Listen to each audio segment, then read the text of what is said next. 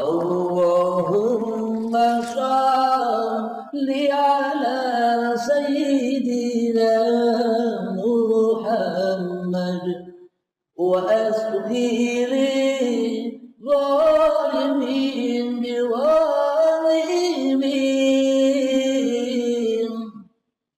wa akhrijna min bainihim salimin wa ala alihi wa sahbihi ajma'in. Ya. Yang penting Anda tahu teorinya. Kalau Anda tidak tahu teorinya, baru mungkin Anda bisa belajar, ya kan? Yang penting tahu teorinya dulu, maknanya. Apa Anda tanyakan tadi, bila hidup ini memang Allah, maka segala aktivitas kita sejak bangun tidur sampai tidur lagi, ya itulah yang disebut amal soleh. Itulah yang dimaksud menyembah, mengabdi. Kenapa? Karena hidup dan badan milik Allah, ya kan? Inna solati wa nusuki wa mahyaya wa mamati lillahi rabbil alamin. Lalu manusia punya apa? Punya apa manusia? Ya kan? Nah, kalau manusia tidak punya apa-apa, ngapain manusia ngaku-ngaku lagi? Nah, begitu. Jadi maknanya hakikat Islam itu ya begini, inilah Islam. Ketika hatinya sudah dipulangkan semuanya kepada Tuhannya, ya itulah yang dimaksud berpasrah diri kepada Tuhan. Itulah Islam. Islam di sisi Allah loh ya, bukan Islam di sisi manusia. Kalau Islam di sisi manusia ya, yang seperti yang selama ini kita pahami itu Islam di sisi manusia, ya kan?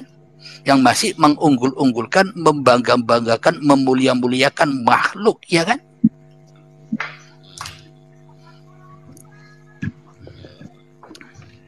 Bisa dipahami kan, Mas? Kalem-kalem saja, ya kan? Jadi memang kajian kita ini, kajian di YouTube Uripe Allah ini dari atas ke bawah, bukan dari bawah ke atas. Kalau dari bawah ke atas banyak perselisihan, banyak perbedaan, ruwet bulet, ya kan? Jadi dalilnya ada di dalam diri Anda sendiri. Makanya kita belajar Al-Quran itu supaya bisa membaca diri kita. Hakikat Al-Quran Qadim itu diri kita ini yang harus dibaca, yang harus disaksikan. Duduk ini harus disaksikan bahwa duduk ini bukan kuasaku. Sholat ini disaksikan bahwa sholat ini bukan kuasaku, ya kan? Waalaikumsalam warahmatullahi wabarakatuh. Akan tetapi bila kita jadi penguasanya, apakah kita ini tidak disebut kafir oleh Allah kalau kita ingkar kepada Allah? Maknanya bila yang berkuasa, bila yang jadi pencipta, sholat pencipta, duduk pencipta, apa yang kita lakukan masih diri manusia kita, yaitulah kolbun kafirin baitunas. Hatinya orang kafir di sisi Allah ya, orang yang hatinya masih wujud manusianya sebagai penguasanya. Bisa dipahami? Nah, betul. Makrifat itu dasar, bukan puncak. Betul sekali. Jadi tanpa makrifat ya kita tidak bisa syariat. Maknanya tidak bisa syariat apa? Ternyata aku bisa syariat. Maknanya bukan syariatullah, tapi syariatun nas. Syariatnya hawa nafsu, ya kebakar terus. Ya itulah jahanamnya Allah itu. Ya kan? Yang sebagusnya ini belajar makrifat ini kena belajar ini dulu lah, apa nama tuh, kada dan kodo dulu biar kita memahami makrifat itu. Kalau kita tidak belajar makrifat ya tidak kenal kodok dan kodar kan Mas. Kenapa? Karena kodok dan kodar selama ini kita akui sebagai kodok dan kodar kita sebagai manusia. Aku bisa begini karena aku bisa begitu karena aku, ya kan? Kodok kodarnya manusia kan? Karena manusianya belum kenal Allah, maka dari itu yang terpenting kenal Allah dulu. Masalah iman kepada malaikat, kepada kitab, kepada rasul, kepada hari kiamat, dan kepada kodok dan kodar nanti kena semua. Kalau imannya pada Allah benar. Tapi kalau imannya pada Allah salah, ya enggak kena semua itu. Kena gini itu Kang Urip ya. Iya, silakan. Suara saya Jadi, bisa dimonitor ya. Kalau kemampuan kita ini kan terbatas, akal kita terbatas kan itu.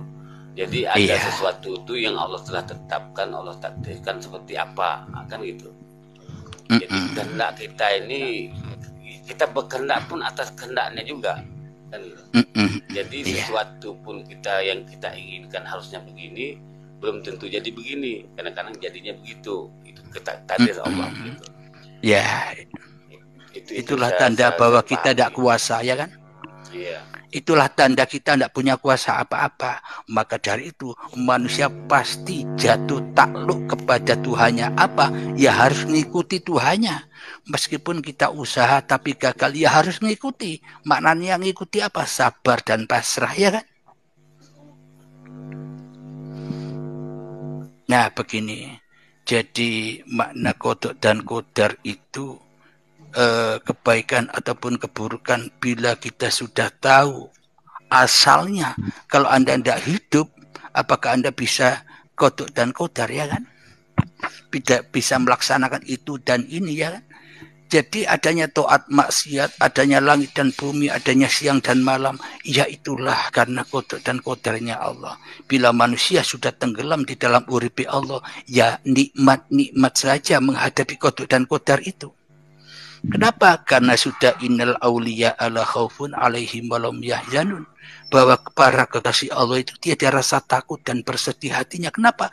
Karena semuanya sudah diurus oleh Allah. Iya kan?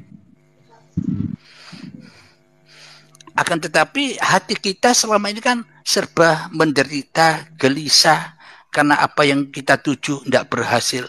Karena kita masih berkuasa atas kodok dan kodar itu. Ya enggak kan, Mas? Iya. Seolah-olah ciptaan kita kodok dan kodar itu mana? Harus iman kepada kodok dan kodarnya Allah. Bila kodok dan kodar yang kita lakukan, yang kita alami masih ciptaan kita. Kita masih ada rasa senang, kita masih ada rasa menderita saat kodok dan kodar itu tidak sesuai atau sesuai dengan kehendak kita, ya kan? Berarti masih kodok kodarnya makhluk, ya kan? Kuasanya makhluk. Nah, maka dari itu awaluddin ma'rifatullah itu sangat amat penting bagi seluruh manusia, bukan umat Islam saja. Kenapa? Karena Tuhannya seluruh manusia ya hanya satu. Ya Allah yang menciptakan seluruh manusia, ya kan?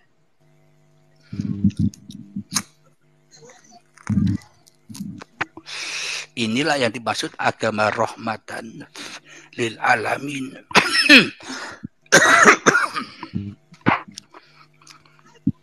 Jadi agama yang indah, agama rahmat. Bila kita sudah mengenal Allah itu, maka perbedaan agama akan hancur.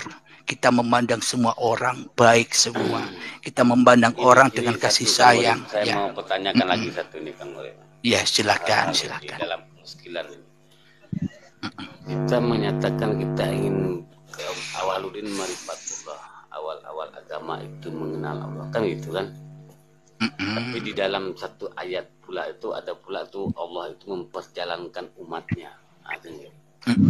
Jadi mampukah manusia itu mengenal Allahnya, sedangkan Allah itu memperjalankan umatnya? Tanpa Allah itu memperjalankan umatnya, manusia itu kan nggak mampu mengenal Tuhan, kan gitu. Bagaimana itu? Jadi kita nih seakan-akan nih kita mampu mengenal Allah seperti kita ini bersahabat dengan kita. Macam kita mengenal sahabat kita, kan gitu. Jadi padahal pengenalan Allah itu kita akan mampu mengenalnya kecuali dia memperkenalkan dirinya, kan gitu tuh. Bagaimana tuh? Betul sekali. Ujungnya kan berserah dirilah kita kepada Allah, kan gitu. Ya. Ujung-ujungnya ya awaluddin ma'rifatullah, Kang Mas. Ujung-ujungnya ma'rifatullah itu awal dan akhir, dasar. Jadi maknanya tak satu manusia pun bisa mengenal Allah kecuali Allah. Contoh ibaratkan begini, HP Anda. Kira-kira HP Anda itu bisa mengenal Anda? HP Anda tidak bisa berbuat apa-apa. Anda hidupkan, Anda matikan, Anda setel apa saja, ya terserah Anda. HP-nya tidak komentar sama sekali, ya kan? Jadi ibarat HP itu ibarat makhluk. Makhluk bukan pencipta yang tidak bisa menciptakan apa-apa. Jangankan kenal kepada yang memiliki HP.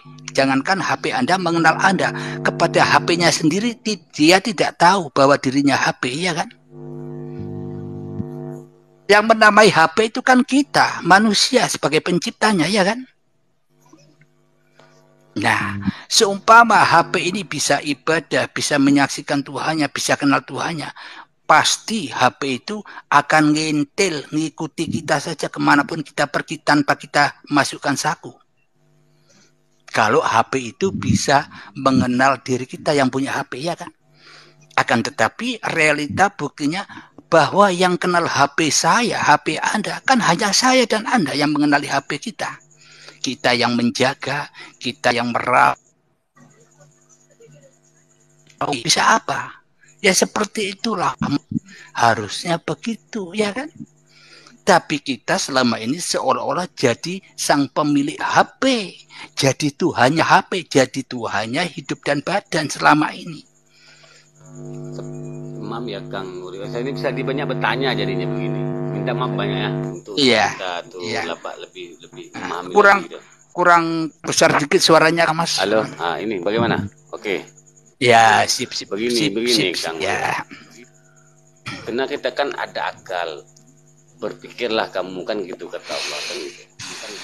Jadi kalau pandangan saya itu enggak sesuai kita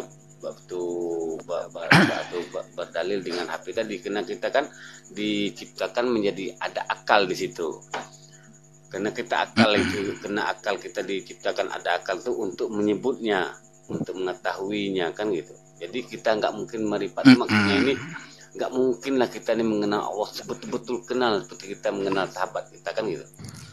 Nah, yang mengenal mungkin ini mengenal daripada sifatnya, mungkin itu bisa, insya bisa mengenal daripada itu perbuatannya mungkin. Nah, dari betul-betul makrifat ini itu mungkin susah lah, memang nggak bisa, nggak mampu. Iya, betul. Gitu. Kalau hal-hal kita ini itu kena ada hal akal kita kan gitu. Maaf ya Kang Murib ya, saya bukan mau sama-sama belajar, sama-sama tahu lagi, lebih memahami lagi hal tentang itu. Ya, sama-sama belajar, saya pun juga belajar. Maknanya begini, selama ini kan akal, pikiran, rasa kita ini kan masih terampas oleh manusianya. Jadi sama halnya di dalam ayat Allah, Allah tak akan merubah keberadaan diri manusia, nasib diri manusia bila tidak manusianya yang merubah, ya kan? Itu ayat syariat, ya kan? Ya syariat, ya. Ayat syariat. Tapi pun juga ada ayat innallaha ala kulli syai'in qadir, Allah berkuasa atas segala sesuatu. Kalau inilah ayat ma'rifatnya. Apa ini bertentangan? Bertentangan bagi manusianya. Jadi sama dengan Allah Maha Gaib dan Allah Maha Nyata. Bagi golongan siapa Allah Maha Gaib? Bagi golongan manusia-manusia yang masih wujud di dalam hatinya, Allahnya gaib. Maknanya orang-orang yang masih ingkar kepada kewujudan Tuhannya, itulah golongan orang-orang yang masih menggaibkan Allah. Akan tetapi golongan siapa? Allah Maha Wujud, Allah Maha Nyata ini. Allah Maha Wujud, Allah Maha Nyata. Bila manusianya, bila setannya mau sujud kepada Adam, maknanya bila manusia kembali kepada asal usulnya aku gaib, ya kembali gaib, yang ada hanya Allah, maka itulah nyata Allahnya. Jadi memang di dalam Al-Quran itu tergantung golongannya. Jadi bila akal fikir ini masih diakui oleh manusianya, ya tidak akan percaya kodok dan kodarnya Allah. Akan tetapi bila manusianya sudah mengembalikan hidup dan badan, pun juga pikiran, rasa-rasa, keinginan yang ada di dalam hatinya tidak akan bergerak tanpa izin Allah. Berarti Allah yang kuasa, ya kan? Tinggal di dalam diri manusia itu, manusianya apa Tuhannya yang jadi sang kholik, ya kan? Bisa dipahami, Kang Mas? Siapa insyaallah. Jadi memang kalau kita Kalau orang kaji yang dari tidak belajar makrifat itu dia melakukan syariat bagaimana tuh Kang? Kalau pendapat Kakang, misal dia nggak belajar makrifat tapi dia ya, melakukan sholat kan gitu.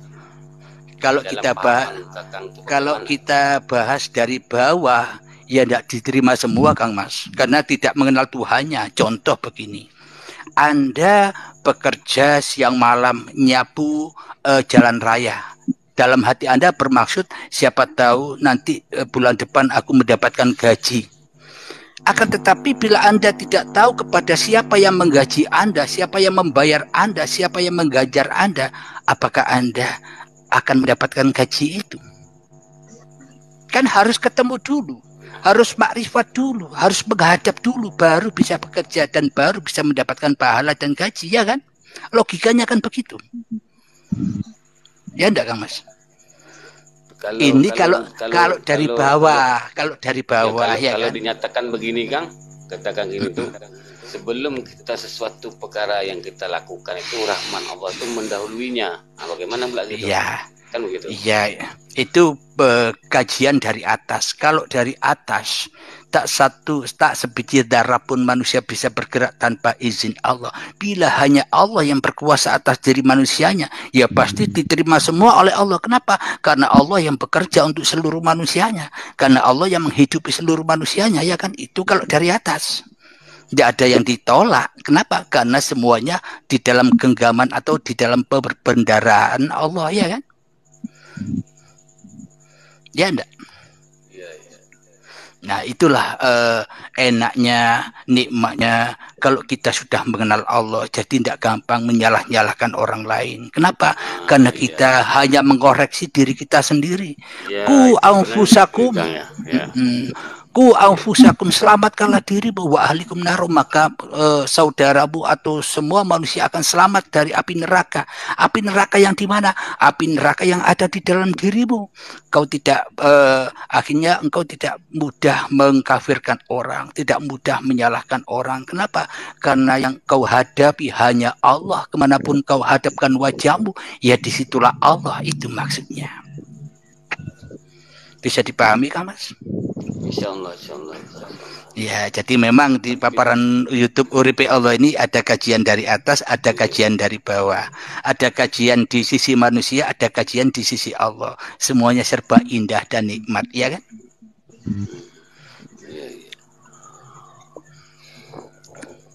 Maka dari itu, kalau tidak makrifat dulu, hidup ini tidak akan nikmat, Kang Mas. Disangka kita ahli ibadah, ahli sholat, ahli puasa, ketika kita melihat orang yang tidak sholat, ketika kita melihat orang yang tidak puasa, akhirnya hati kita panas. Oh, ahli neraka kau, salah kau, ya kan? Itu kajian dari bawah, kajian hawa nafsu. Kalau kita pada masuk ke dalam tuh kadar dan qada tadi itu udah ketentuannya begitu tuh jadinya Kang, karena ada sifat positif negatif di situ kan, baru dunia ini bisa berjalan kan gitu. Maknanya itulah pentingnya awaluddin ma'rifatullah. Kalau Anda sudah ma'rifatullah, maka hanya Allah yang memandang, bukan Anda lagi. Kalau hanya Allah yang memandang, ngapain Allah nyalahkan apa yang diperbuatnya, ya enggak? Nggak ada hukum kauli di situ Kang ya. Iya, enggak ada hukum syariat lagi. Kenapa? Enggak kena hukum Allah itu, ya kan? Disitulah indahnya ma'rifatullah. Inilah ilmu kajian yang original yang dialami para nabi dan para rasul. Tauhidnya ya begini. Jadi ending-endingnya, puncak-puncaknya makrifat adalah ketika manusianya sudah tidak makrifat lagi. Jangankan makrifat kepada Allah, kepada dirinya saja sudah tidak makrifat manusianya. Itu ending puncaknya makrifat, bukan orang yang makrifat. Kalau orang masih merasa makrifat, ya jauh dari makrifat. Tapi orang yang sudah tidak merasa makrifat, ya itulah makrifat. Setuju?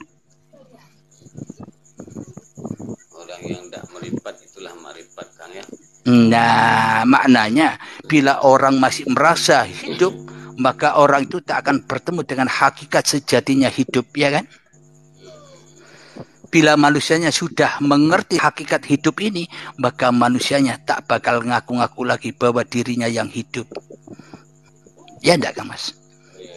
Itulah alam lillahi ta'ala. Itulah kebahagiaan Rabbana atina fid dunya hasanah wa fil akhirati hasanah wa qina adzabannar. Maka semua syariat yang dijalankan pasti di dalam lillah, ya kan?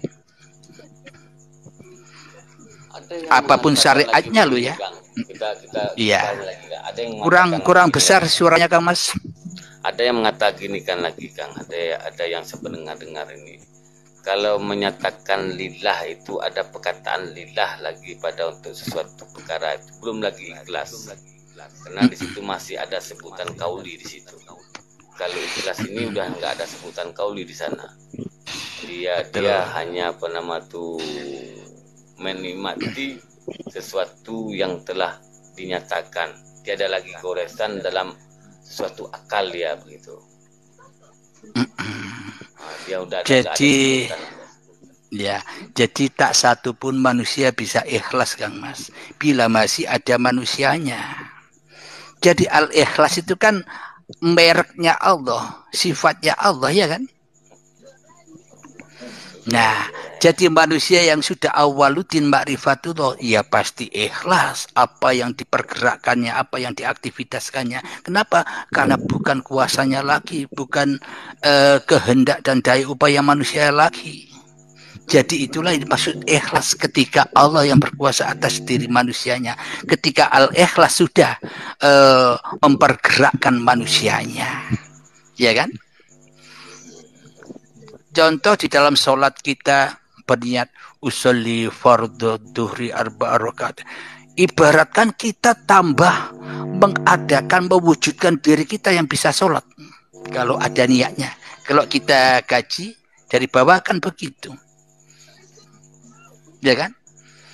Ketika Allahu Akbar, bukan Allahnya yang besar yang bisa mengangkatkan tangan, tapi manusia yang merasa aku yang bisa mengangkat tangan, aku yang bisa sholat. Tambah besar manusianya, bukan Allahnya yang akbar, ya kan? Realitanya kan begitu, Kang Mas. Tapi kalau ya, kalau ngomong gini nanti ini takut yang ada salah paham nanti, Kang. Nah, inilah kebenaran. Ya harus dipertanggungjawabkan, memang realitanya begitu, ya kan? Masa kita mau dibodoh-bodohin terus oleh hawa nafsu? Ya enggak? Kita selama ini dibodoh-bodohi oleh hawa nafsu, kita terima saja. Kita lebih membela hawa nafsu daripada Allah, ya enggak? Nah,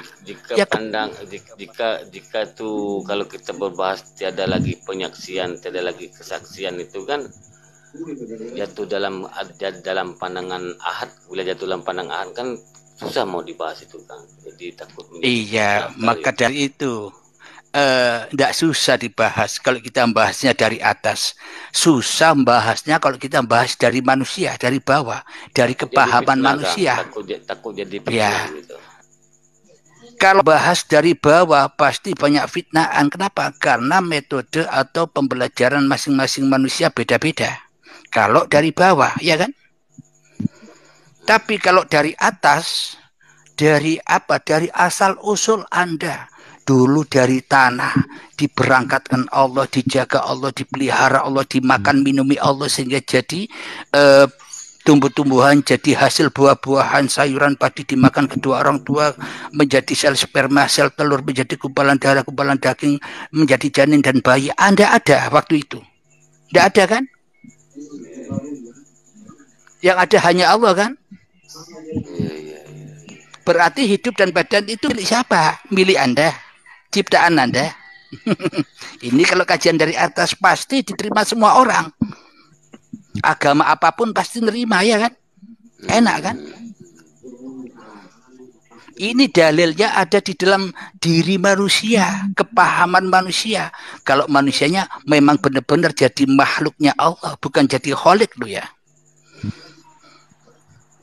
Tapi kalau manusianya jadi kholik di dalam hatinya, ya akhirnya pembahasannya dari bawah.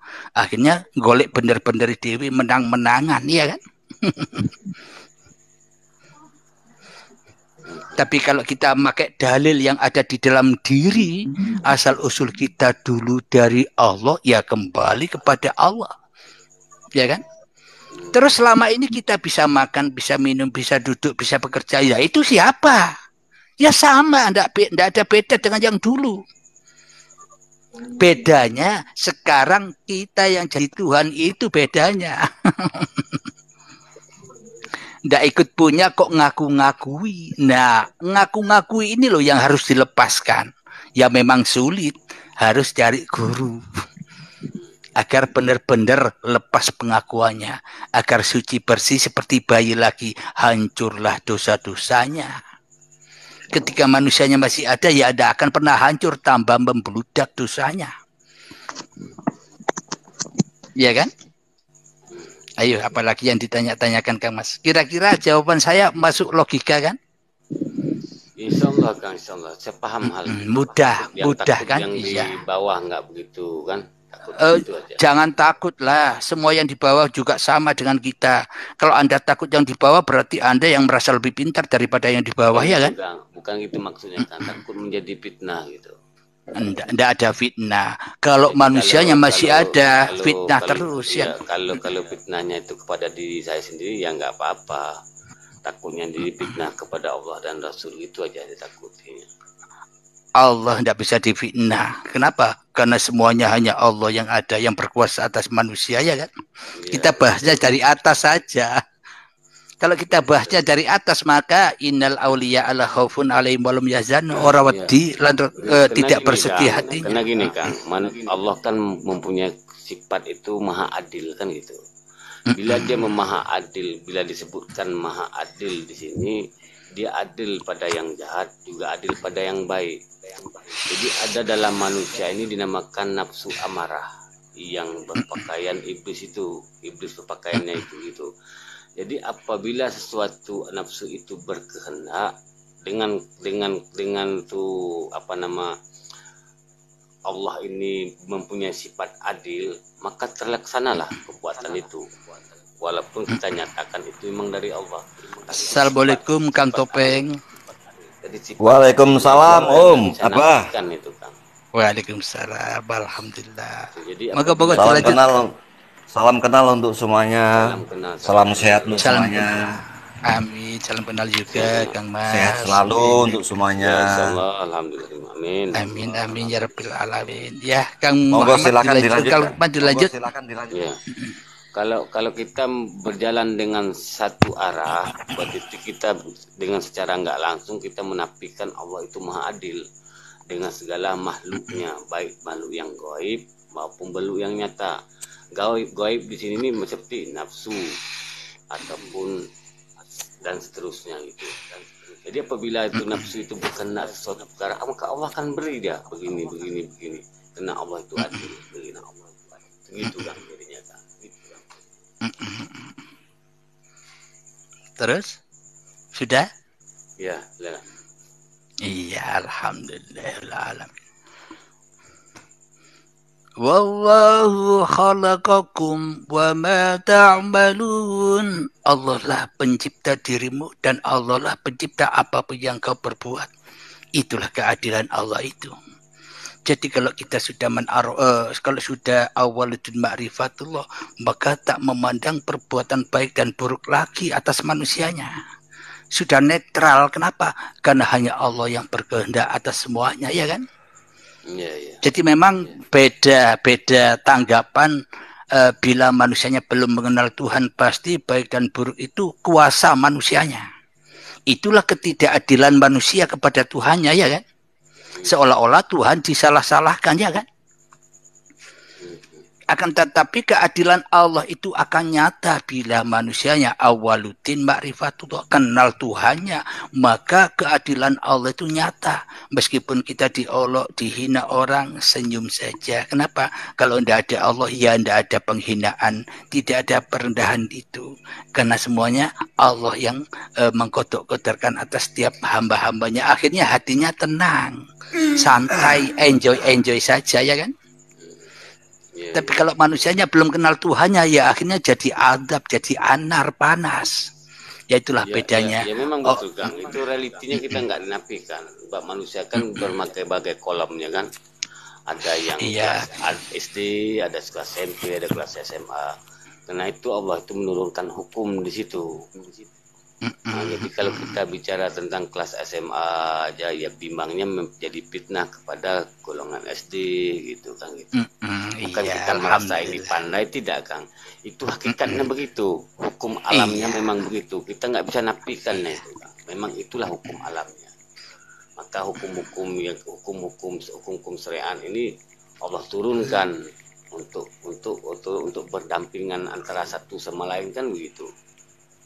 Alhamdulillah. Sekarang Kang Topeng, bagaimana pendapatnya? Ayo Kang Topeng, monggo.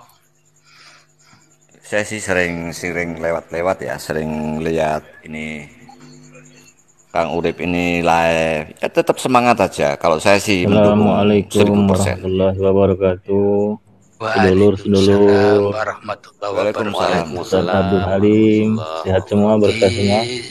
Sami-sami Amin, Kang amin. Was. Monggo Oh, Kang nyimak, Topeng nyimak, lanjutkan. Iya, nyimak dulu. saya teruskan ya. Sila.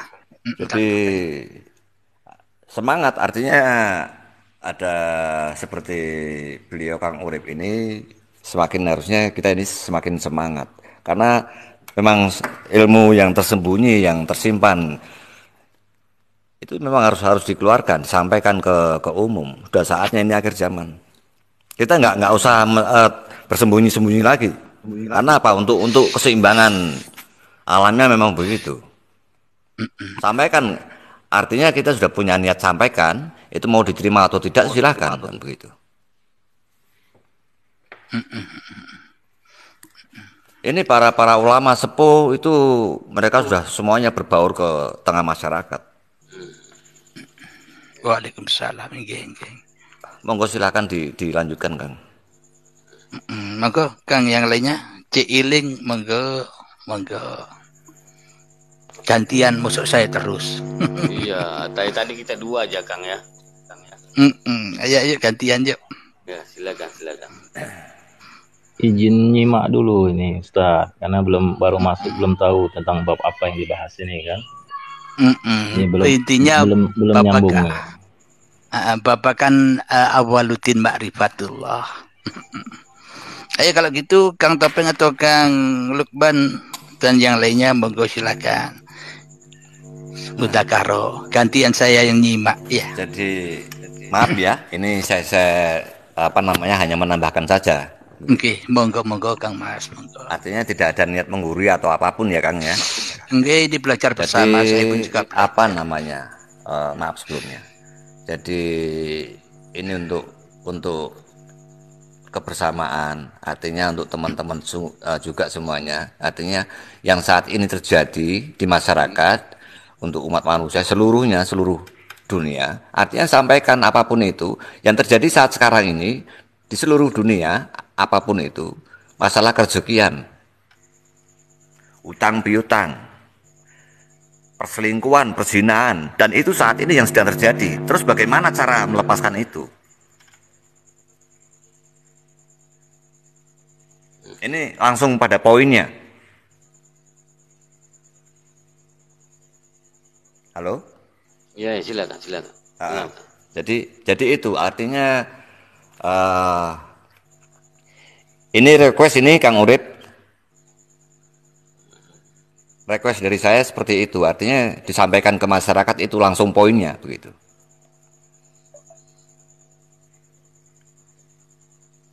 Artinya luar biasa sekali walaupun ini satu lingkup kecil ya, satu room ya, hanya satu room. Tapi ini kebaikan-kebaikan ini vibrasi ke seluruh penjuru dunia. Karena vibrasinya positif. Kebaikan-kebaikan.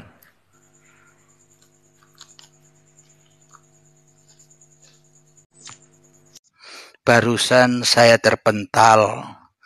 Jadi barusan ini aktif lagi, mungkin dari wifi-nya. Monggo diulang lagi Kang Mas.